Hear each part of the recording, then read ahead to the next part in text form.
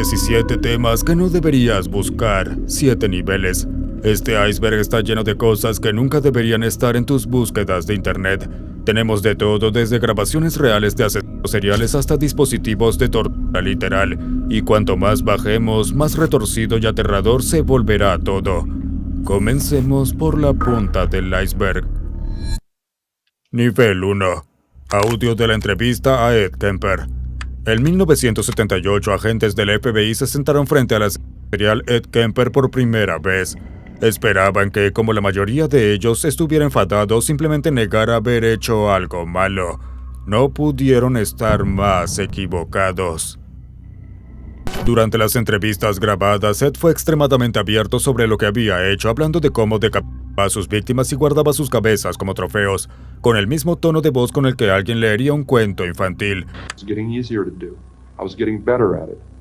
I was getting less detectable. I started flaunting that invisibility, severing a human head, 2 of them, at night in front of my mother's residence, with her at home, my neighbors at home upstairs, their picture window open, the curtains open, 11 o'clock at night, the lights are on, all they have to do is walk by, look out, and I've had it. En las grabaciones, Ed describe la decapitación, la explosión que sentía en su cabeza al quitarle la vida a alguien, pero no muestra ninguna vergüenza. Se sienta tranquilo y explica cómo llevó cabezas cortadas a su casa en bolsas, cómo le gritó a la cabeza desde su madre durante 1 hora después de matarla, cómo le lanzó dardos como si fuera algo completamente normal. Los agentes del FBI Robert Ressler y John Douglas ya habían entrevistado a asesinos antes, pero nunca habían visto un nivel de calma así.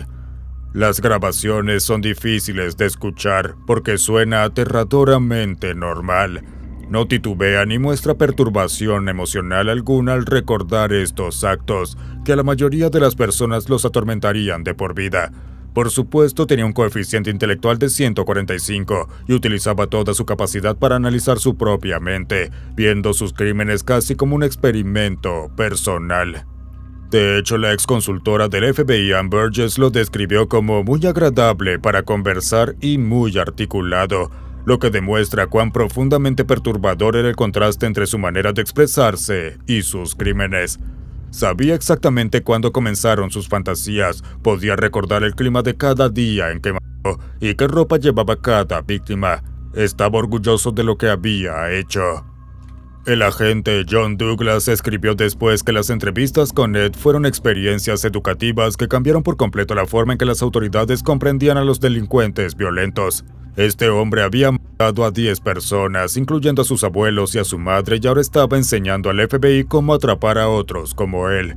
Estas grabaciones y sus transcripciones se convirtieron en la base del perfil criminal moderno, porque de los 36 asesinos que el FBI entrevistó, Ed Kemper fue el más articulado, el más cooperativo y, paradójicamente, el más útil. Hay un momento en que uno de los agentes recuerda haber quedado encerrado en una celda con Ed cuando los guardias no respondían al botón de llamada. Ed observó con calma que estaban en el cambio de turno, que nadie vendría en 20 minutos, y que podía romperle el cuello y dejar su cabeza sobre la mesa. Por supuesto no lo hizo, pero la frialdad con la que lo explicó demostraba que ya lo había pensado. Precisamente eso era lo que lo hacía tan aterrador para el mundo. Dientes de pez, Pacu. Imagina esto, acabas de atrapar un pez, estás emocionado, decides mirar dentro de su boca y ahí están, observándote con una pesadilla dental hecha realidad. Dientes cuadrados con superficies planas para moler, dispuestos en hileras perfectas, exactamente como los molares que tienes al fondo de tu propia boca. Esta extraña criatura es el pez Pacu, y cuando los pescadores lo ven por primera vez, su reacción inmediata es de pura sorpresa. Estos son molares reales, diseñados para triturar y moler, con un esmalte grueso concentrado en las cúspides, justo donde los humanos tenemos el material dental más fuerte. Cuando ves la boca de un Pacu, es como ver un pez usando una dentadura postiza robada a una persona.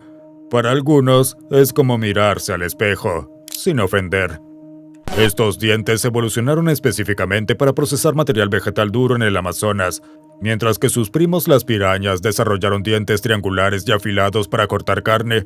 los pacus necesitaban algo completamente diferente para romper las durísimas cáscaras de nueces de palma y de Brasil que caen al agua. Por eso sus mandíbulas pueden ejercer una fuerza de trituración capaz de romper cables. De hecho, el pacu tiene dientes más fuertes que la piraña. Pero aquí es donde las cosas se ponen realmente aterradoras.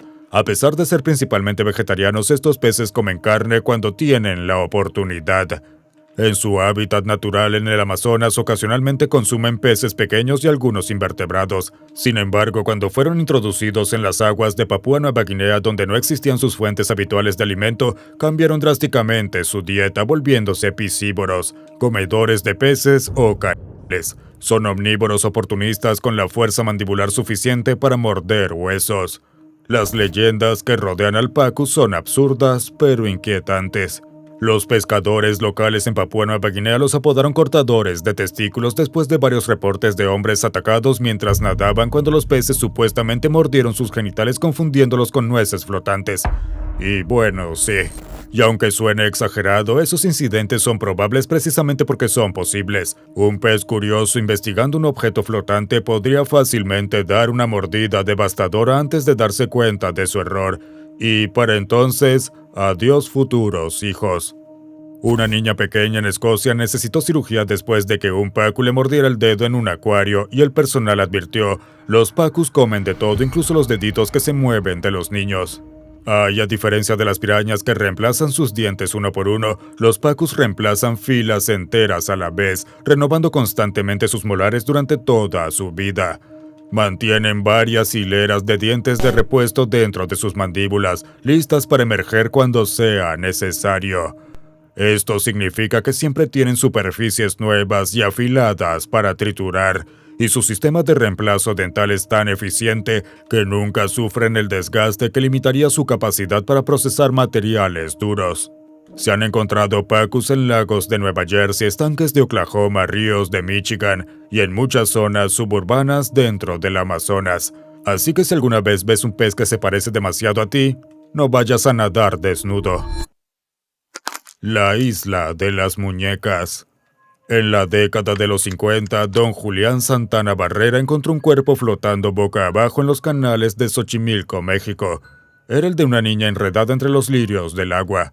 Al día siguiente, una muñeca apareció flotando por el mismo canal. Convencido de que pertenecía a la niña, Julián la colgó de una rama como un gesto de respeto hacia los muertos. Pero ese simple acto marcaría el inicio de una obsesión que consumiría 50 años de su vida. Esa noche y todas las que siguieron, Julián decía escuchar los gritos de la niña desde el más allá, exigiendo más muñecas, siempre más muñecas. Y así se volvió obsesivo. Empezó a rebuscar en los basureros, a intercambiar sus verduras por muñecas rotas o enteras, colgándolas tal como las encontraba, sin cabeza, sin brazos, con los ojos arrancados por el tiempo y el abandono.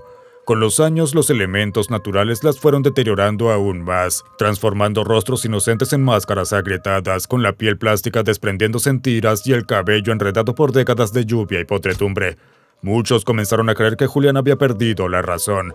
Algunos incluso dudaban de que la niña ahogada hubiera existido, incluyendo a su propia familia, que sospechaba que había inventado toda la historia durante su aislamiento en esa extraña isla. Pero Julián nunca se apartó de su versión. Pasaba cada momento del día agregando más muñecas a su colección grotesca, convencido de que cada nueva apaciguaría el espíritu que habitaba las aguas alrededor de su hogar. Para el año 2001, casi 1000 muñecas mutiladas colgaban de cada rama, con sus miradas vacías cubriendo cada rincón de la isla. Tiempo después, su sobrino Anastasio fue a ayudarlo a sembrar calabazas una mañana de abril. Como el resto de la familia, se sentía incómodo entre tantas muñecas, pero quería a su tío y decidió acompañarlo de todos modos. Mientras pescaban, Julián comenzó a cantar emocionado diciendo que las sirenas del canal lo llamaban.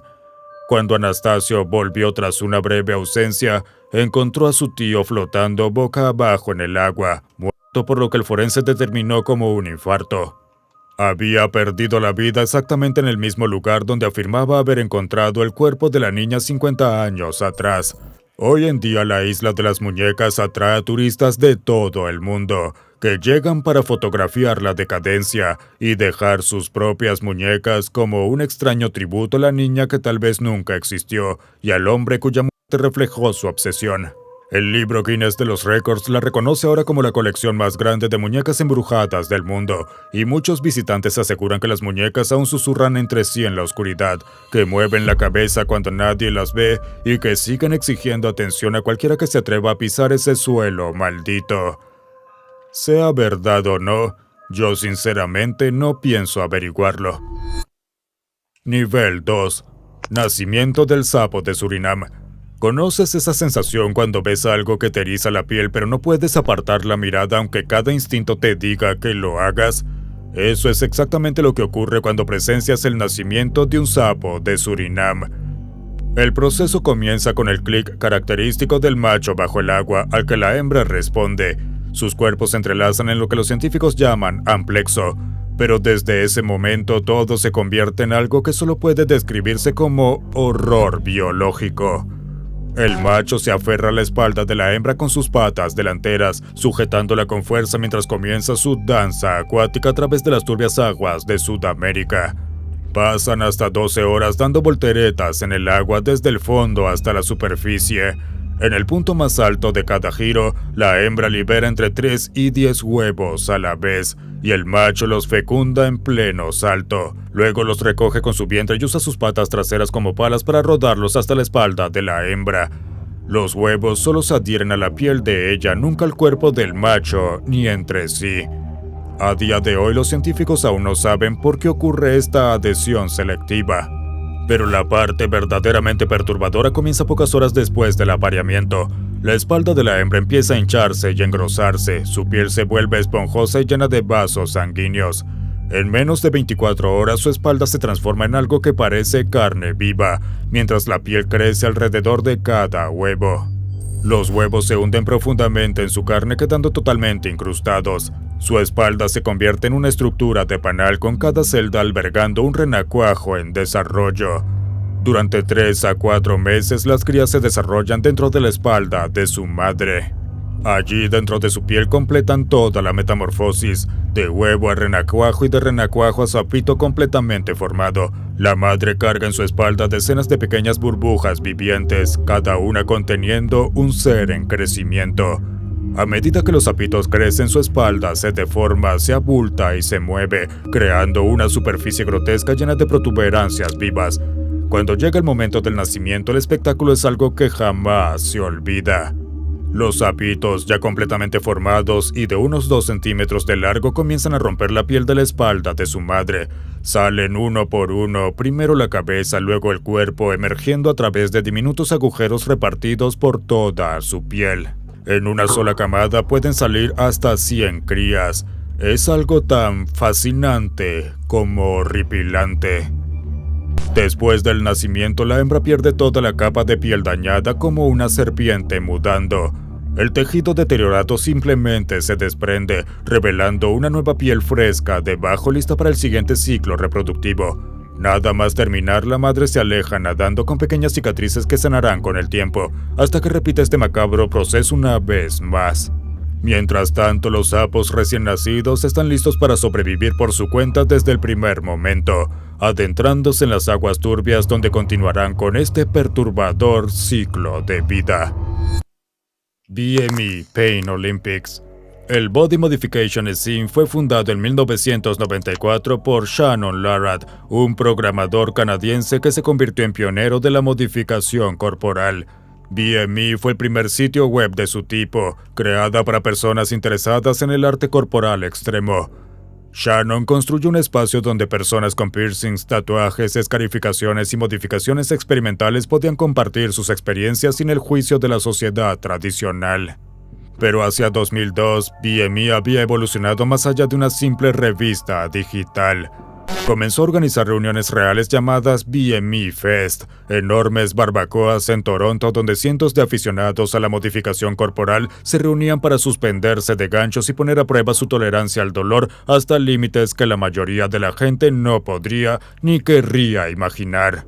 En esos encuentros nacieron los Pain Olympics originales, verdaderas pruebas de resistencia que incluían concursos de beber salsa picante, tirar con la frente o medir cuánta carga podía soportar una persona mientras estaba suspendida por ganchos clavados en la piel.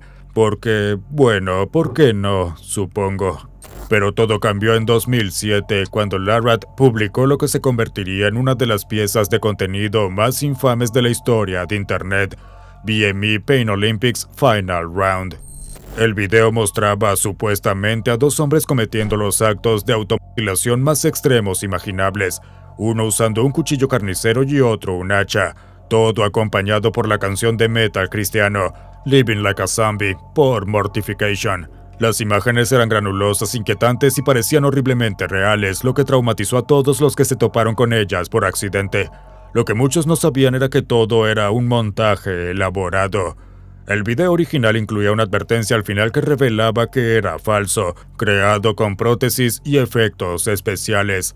El propio Shannon confirmó después que los dos competidores eran en realidad la misma persona y que no había ocurrido ninguna modificación real. Pero al viralizarse, muchos usuarios eliminaron ese aviso final, haciendo que millones de personas creyeran haber visto un acto genuino de automutilación. YouTube se llenó de videos reacción mostrando a la gente viendo el clip por primera vez con expresiones de horror y repulsión.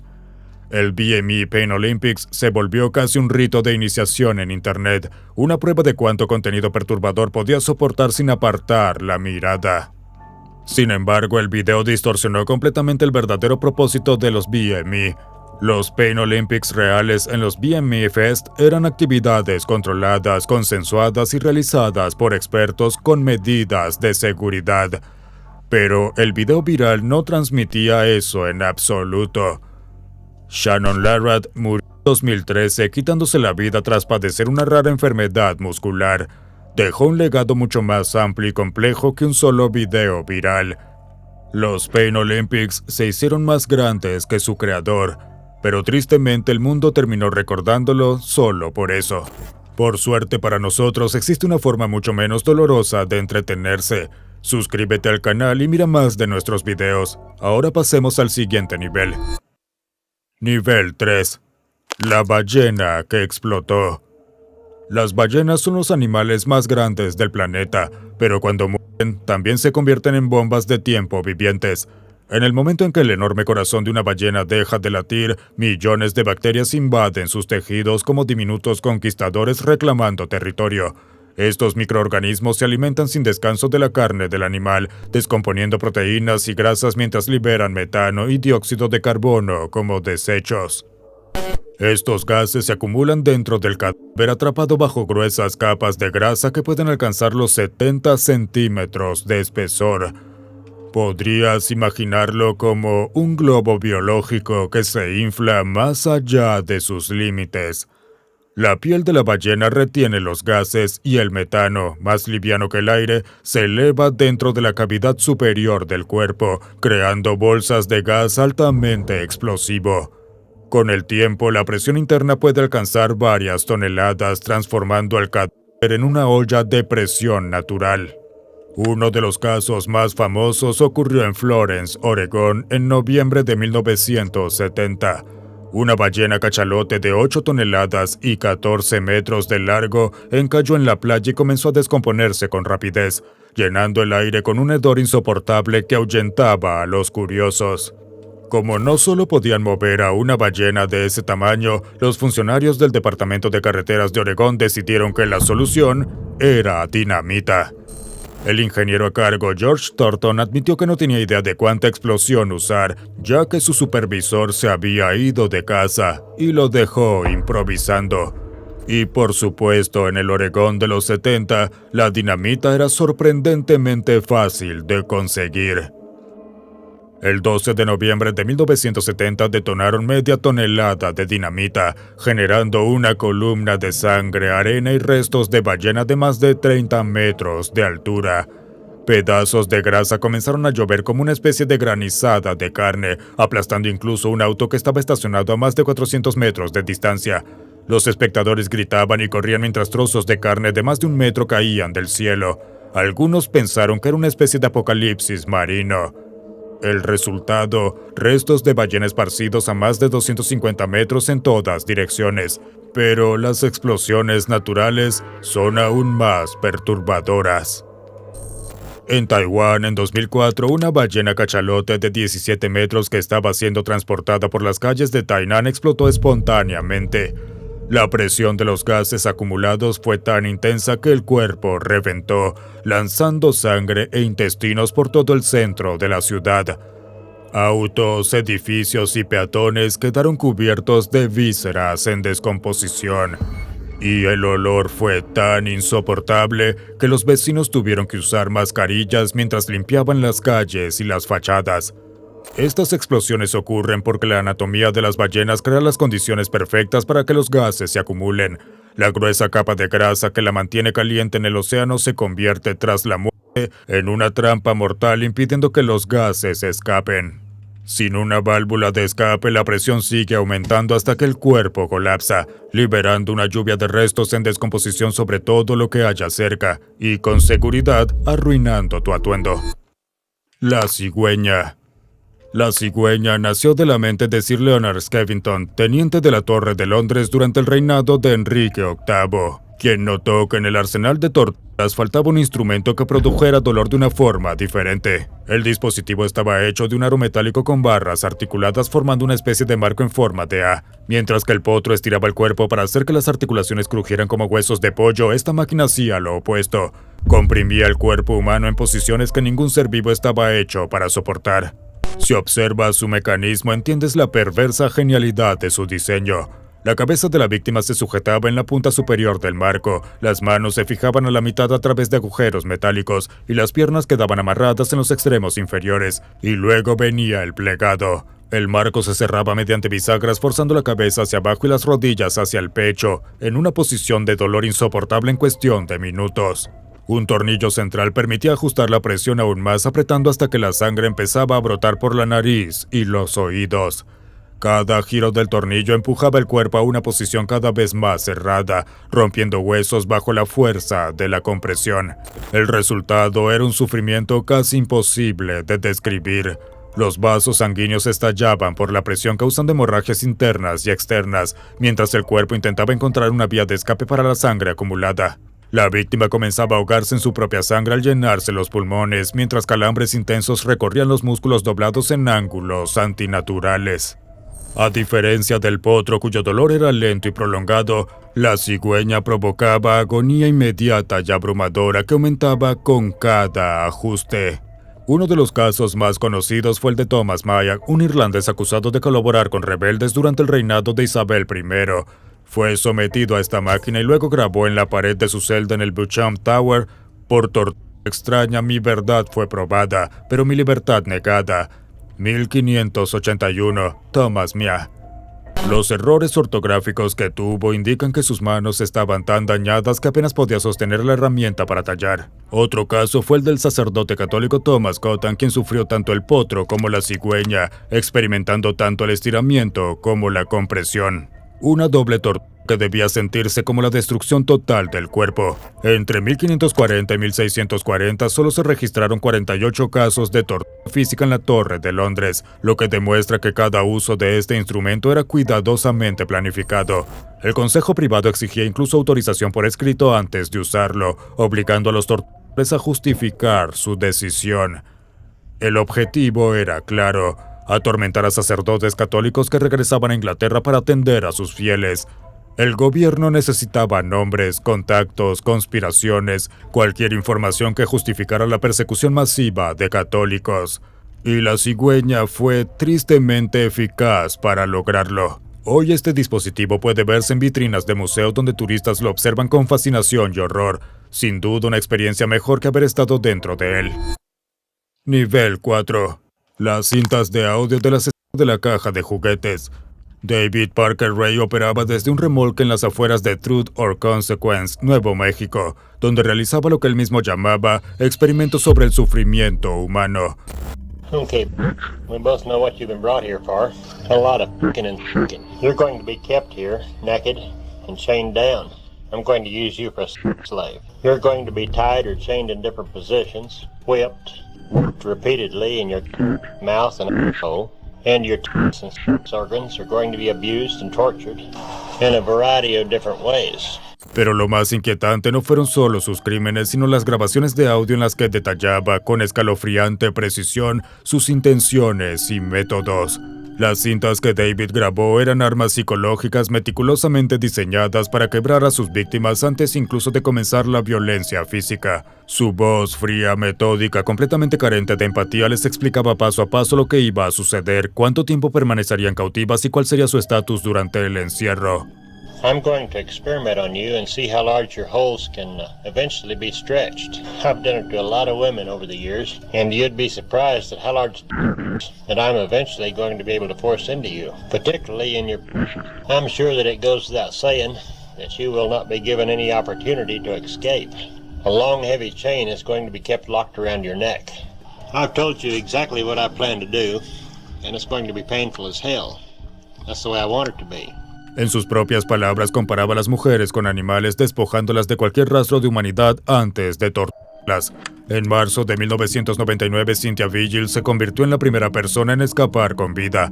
Había soportado 3 días de violencia continua dentro del remolque insonorizado, el cual estaba equipado con instrumentos médicos, correas de sujeción y dispositivos electrónicos diseñados para infligir dolor. Cuando David salió a trabajar en su empleo como técnico de mantenimiento del Departamento de Parques de Nuevo México, Cynthia aprovechó su única oportunidad. Encontró las llaves de sus ataduras, se liberó y luchó contra la cómplice de David, Cindy Handy, hiriéndola con un picahielos antes de escapar del tráiler. Huyó desnuda con solo un collar metálico alrededor del cuello hasta llegar a una casa rodante cercana donde los residentes llamaron a la policía. Su descripción detallada del interior del remolque guió a los investigadores directamente a la propiedad de Ray, donde el FBI encontró pruebas que uno de los agentes describió como suficientes para revolver el estómago. Descubrieron más de 100 cintas de video y múltiples grabaciones de audio, evidencia de que Ray había perfeccionado sus métodos durante décadas. Los videos mostraban a mujeres inconscientes siendo agredidas dentro del remolque. Una de las grabaciones permitió identificar a Kelly Garrett, quien había estado tan fuertemente drogada durante su cautiverio que no recordaba nada hasta que los agentes le mostraron imágenes de sí misma.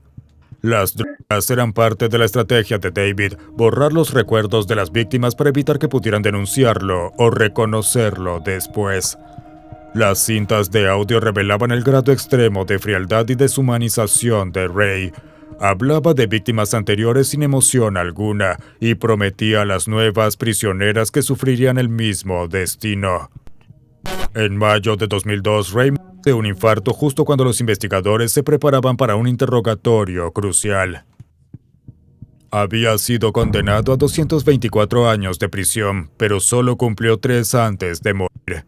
Su muerte significó que docenas de víctimas potenciales jamás serían identificadas y que muchas familias nunca sabrían el destino de sus hijas o hermanas desaparecidas.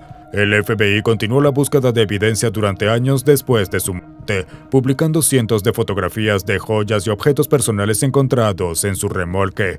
Esperaban que alguien reconociera un brazalete, un collar o una prenda de ropa, y así ayudar a resolver algunos de los casos de mujeres desaparecidas. Pero a pesar de las intensas búsquedas en el lago Elephant Butte y los alrededores, nunca se encontraron cuerpos. Las fotos del ataque a Mary Vincent. En septiembre de 1978, Mary Vincent, una adolescente de 15 años, hacía autostop al costado de una carretera en California. Llevaba un cartel que decía «Voy al sur». Había huido de casa por los conflictos del divorcio de sus padres, y tras pasar un tiempo con su abuelo intentaba regresar a su hogar. Fue entonces cuando se detuvo una camioneta, conducida por Lawrence Singleton. Singleton parecía un hombre amable, casi paternal de unos 50 años. Dijo que se dirigía a Reno y que podía dejarle en Los Ángeles, pero otros automovilistas que también hacían autostop le advirtieron que no subiera al vehículo. Mary no los escuchó. Poco después notó que viajaban hacia el este en dirección opuesta a su destino. Tomó un palo afilado como defensa, pero Singleton la tranquilizó diciendo que era un hombre honesto que solo se había equivocado de camino, y ella, agotada, bajó la guardia. Minutos después, él la golpeó con un martillo en la cabeza dejándola inconsciente. Cuando despertó tenía las manos atadas. Esa noche fue víctima de una brutal agresión física y sexual, quedando destrozada y traumatizada. Al amanecer, Singleton tomó un hacha y le cortó ambos brazos por debajo de los codos mientras ella seguía consciente, y luego la arrojó desde un acantilado de 9 metros dándola por muerta. Pero Mary Vincent no murió. Con una fuerza sobrehumana llenó los muñones con barro para detener la hemorragia y trepó el acantilado sin brazos, manteniendo los restos de sus extremidades elevados sobre su cabeza para no desangrarse. Caminó más de 6 kilómetros por la autopista I-5 hasta que una pareja la encontró cubierta de sangre y la llevó de inmediato al hospital. Los médicos descubrieron que había perdido la mitad de la sangre de su cuerpo, tenía costillas fracturadas y su supervivencia era incierta, pero logró resistir los primeros días críticos. 2 semanas después, Mary fue equipada con brazos prostéticos. Como no podía costear reemplazos caros, aprendió a reparar y modificar sus prótesis con piezas de refrigeradores y estéreos viejos. Ese ingenio técnico reveló un talento inesperado. Mary descubrió que podía dibujar, algo que nunca había hecho antes del ataque. 6 meses después se enfrentó nuevamente a Singleton en los tribunales. Con sus ganchos prostéticos a la vista, testificó valientemente contra él, logrando su condena por 7 delitos, incluido intento de homicidio.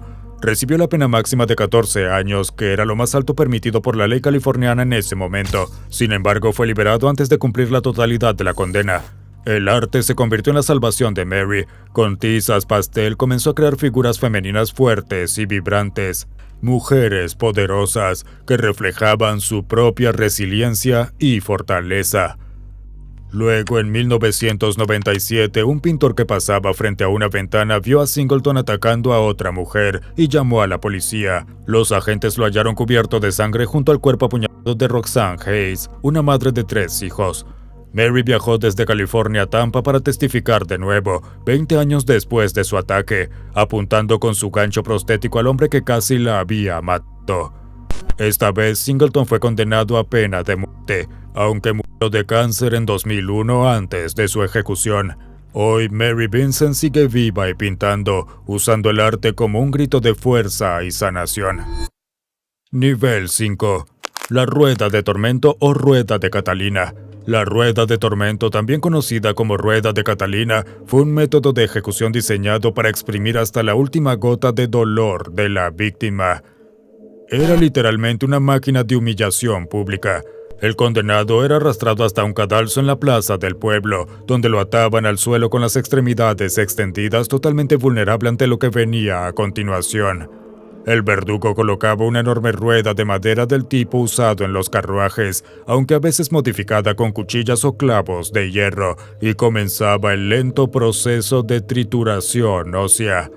Este instrumento no estaba hecho para matar de inmediato, sino para mutilar con agonía prolongada.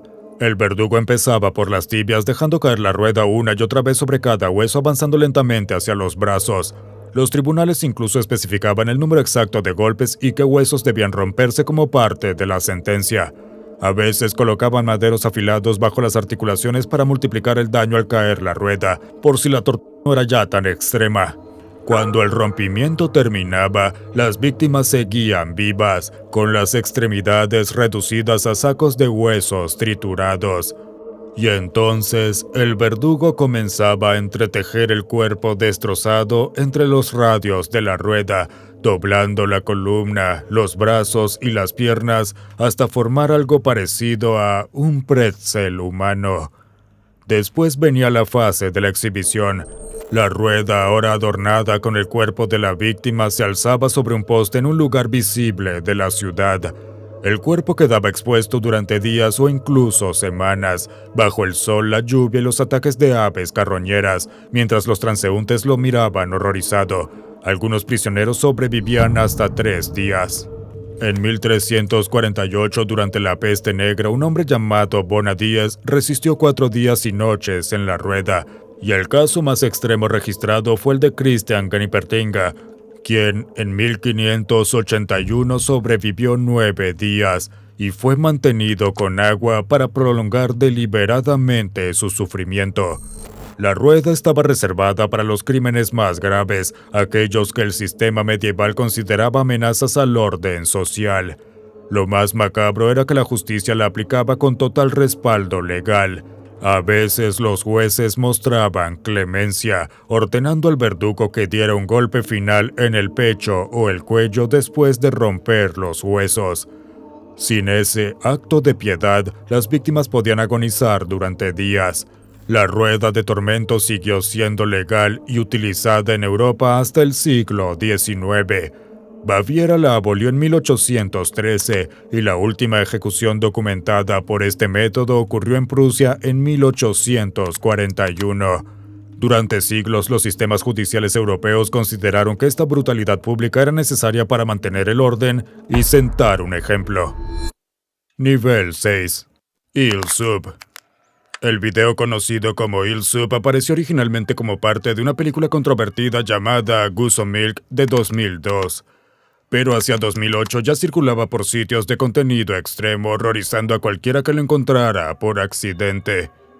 El video muestra a dos mujeres japonesas en lo que parece ser una habitación vacía, y una de ellas introduce un embudo en el cuerpo de la otra. Lo que sigue es la inserción de decenas de anguilas vivas de aproximadamente 2 centímetros de largo dentro del embudo. Las criaturas son forzadas a entrar y luego expulsadas. Y según algunos reportes, una de las participantes incluso llegó a ingerir a algunas. En resumen, es repugnante de principio a fin. La forma en que se usan animales de esta manera cruza múltiples límites éticos. Hay una completa falta de empatía con el sufrimiento de los animales, tomando en cuenta que son criaturas vivas y son usadas como instrumento de crueldad y espectáculo. Las anguilas experimentan dolor y sufrimiento reales, convirtiendo el contenido en una forma documentada de maltrato animal. Y esa es precisamente la intención del video. Cuando el espectador sabe que lo que ve es real y no una puesta en escena, su respuesta emocional y fisiológica se intensifica dramáticamente. Este fenómeno es lo que los psicólogos llaman trauma vicario, es decir, el daño psicológico causado por presenciar el sufrimiento de otros, incluso a través de una pantalla. Diversos estudios han demostrado que ver crueldad hacia animales puede provocar angustia y malestar profundo, especialmente porque los animales no pueden consentir ni defenderse, y el espectador reconoce su total indefensión. El video se hizo viral precisamente porque fue diseñado para provocar reacciones extremas. No había contexto, historia ni explicación, solo el impacto puro y directo de algo real. El entorno, una habitación simple, sin escenografía, refuerza la sensación de autenticidad, haciendo que parezca algo que podría ocurrir en cualquier parte fuera del ámbito del cine o la ficción. Esa combinación de sufrimiento animal real, búsqueda deliberada de shock y difusión masiva convirtió a Il Sub en uno de los videos más perturbadores de Internet. Años después, quienes lo vieron siguen recordándolo con incomodidad, precisamente porque cruzó líneas que otros videos solo se atrevieron a rozar, y en retrospectiva quizás es algo que nunca debió tocarse. Nivel 7. Cannibal Café. El Cannibal Café fue durante años el punto de encuentro de Internet para personas que compartían fantasías de canibalismo real. Y no es una metáfora, los usuarios buscaban reuniones reales, organizando encuentros y publicando anuncios detallados en los que pedían voluntarios dispuestos a morir para ser consumidos. A diferencia de las comunidades actuales de la Dark Web, el Cannibal Café existía en la web abierta, accesible para cualquiera que supiera dónde buscarlo. El sitio se describía como el portal número 1 de carne exótica, y llegó a tener más de 3.000 miembros registrados.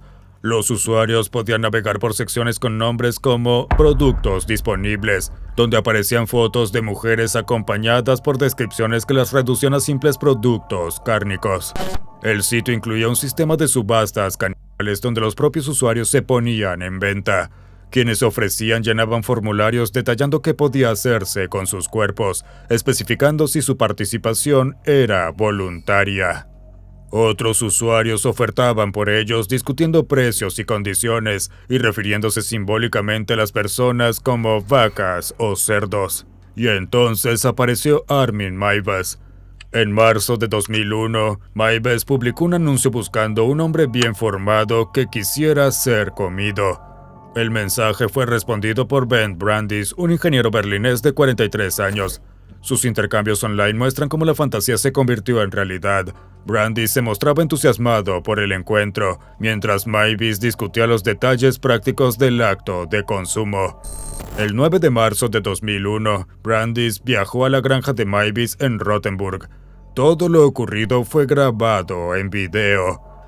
Más de 4 horas de filmación donde Mavis amputa los genitales de Brandis. Ambos intentan comerse el órgano, y finalmente Mavis lo mata con una cuchillada en el cuello. La cinta fue tan perturbadora que solo 19 minutos pudieron mostrarse durante el juicio. Incluso así, varios asistentes se descompusieron y se ordenaron recesos para recuperarse. Después del homicidio, Mavis diseccionó el cuerpo en una sala de despiece que había construido él mismo. Guardó partes del cadáver en su congelador junto a cajas de pizza y consumió unos 20 kilos de carne humana durante los siguientes 10 meses.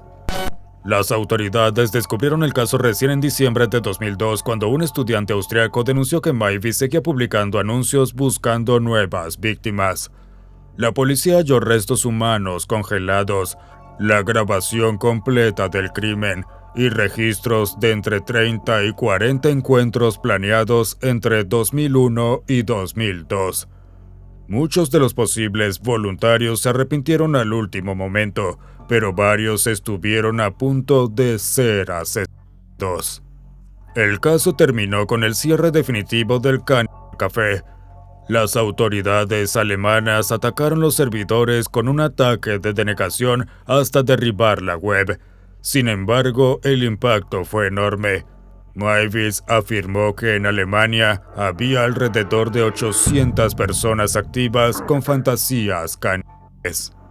El patrón se repetía: contactos en línea, víctimas voluntarias y grabaciones en video de los actos. El cierre del foro no eliminó estas comunidades, solo las dispersó. Algunos grupos resurgieron bajo otros nombres como Dolcet Girls y continuaron operando en nuevas plataformas. Incluso hoy, sitios fetichistas de canibalismo siguen existiendo, algunos con miles de miembros registrados. El desastre del lago Nyos. A las 9:30 de la noche del 21 de agosto de 1986, un estruendo profundo resonó sobre las tranquilas aguas de un lago en el noreste de Camerún. Ese sonido marcaría el inicio de una de las tragedias naturales más extrañas y aterradoras de la historia, el desastre del lago Nyos.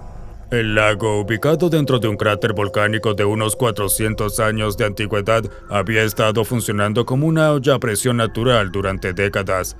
Desde las profundidades, dióxido de carbono escapaba lentamente del magma a unos 80 kilómetros bajo tierra, disolviéndose en las aguas frías del fondo y acumulando presión con el paso del tiempo. Llegó a un punto en que cada litro de agua contenía el equivalente a 5 litros de gas disuelto, convirtiendo el lago en una bomba de tiempo literal. El Nyos estaba metafóricamente conteniendo la respiración, saturado más allá de su límite. Y entonces algo lo detonó. Tal vez un deslizamiento de tierra, una lluvia fría que alteró la densidad del agua o simplemente una saturación extrema. Sea lo que fuera, entre 100.000 y 300.000 toneladas de CO2 fueron liberadas desde las profundidades del lago en cuestión de segundos. Algunas estimaciones elevan esa cifra en 1,6 millones de toneladas. La explosión creó una fuente de agua de 100 metros de altura y una ola de 25 metros que azotó las orillas. Pero el verdadero asesino no fue el agua, sino la nube invisible que vino después. La nube de gas se elevó inicialmente a casi 100 kilómetros por hora, pero pronto la gravedad la hizo descender. Como el dióxido de carbono es 1,5 veces más pesado que el aire, la nube cayó por los valles como una inundación silenciosa, desplazando todo el oxígeno a su paso. Cubrió aldeas a más de 25 kilómetros de distancia, formando una capa de más de 50 metros de espesor, dejando tras de sí una zona muerta sin aire. Efrian She, un agricultor que vivía en terreno elevado, escuchó el estruendo aquella noche sin imaginar lo que pasaba. Al amanecer bajó hacia el lago, y lo que encontró fue el silencio absoluto. No había aves, ni insectos, ni siquiera moscas, y lo que encontró los sacudió. Encontró los cuerpos sin vida de 31 familiares y 400 reses. Las moscas no se posaban sobre los cadáveres porque ellas también estaban muertas. El desastre mató a 1.746 personas y a 3.500 animales, aunque los números exactos son inciertos, ya que muchos sobrevivientes enterraron a los muertos en fosas comunes antes de que llegaran las autoridades. Joseph Enquain recordó haber despertado sin poder hablar ni respirar, con su hija ya muerta a su lado. Mónica Lomengong perdió a 53 de sus 56 familiares, despertando sola entre cuerpos con quemaduras inexplicables en el brazo. Muchos fueron encontrados en las mismas posiciones que tenían a las 9:30 p.m., cocinando, durmiendo o de pie en las puertas de sus casas. Los equipos de rescate tardaron 36 horas en llegar y cuando lo hicieron necesitaron tanques de oxígeno y trajes protectores. El lago, normalmente azul brillante, se había vuelto marrón rojizo porque las aguas del fondo, ricas en hierro, se habían oxidado al contacto con el aire. El nivel del lago bajó 1 metro y los árboles de la orilla quedaron aplanados por la ola inicial. Algunos sobrevivientes, al despertar rodeados de cadáveres, se quitaron la vida, incapaces de soportar la escena. El desastre dejó unos 12.000 desplazados, que fueron reubicados en campamentos de emergencia, y lo que debía ser una solución temporal terminó convirtiéndose en su hogar permanente. En 2001, científicos instalaron tuberías de desgasificación para liberar gradualmente el CO2 del fondo del lago, y añadieron más en 2011. Estos sistemas bombean el agua saturada hacia la superficie, donde el gas se libera de forma segura. Pero el proceso tomará décadas y los niveles peligrosos de gas aún persisten. Además, la presa natural que contiene el lago se está debilitando, lo que representa otra amenaza para las comunidades aguas abajo. El lago hoy parece tranquilo, pero es cuestión de tiempo antes de que vuelva a ocurrir. Si todavía estás con ánimos para más icebergs perturbadores, ¿por qué no echas un vistazo a nuestro video sobre las cosas más inquietantes de Internet?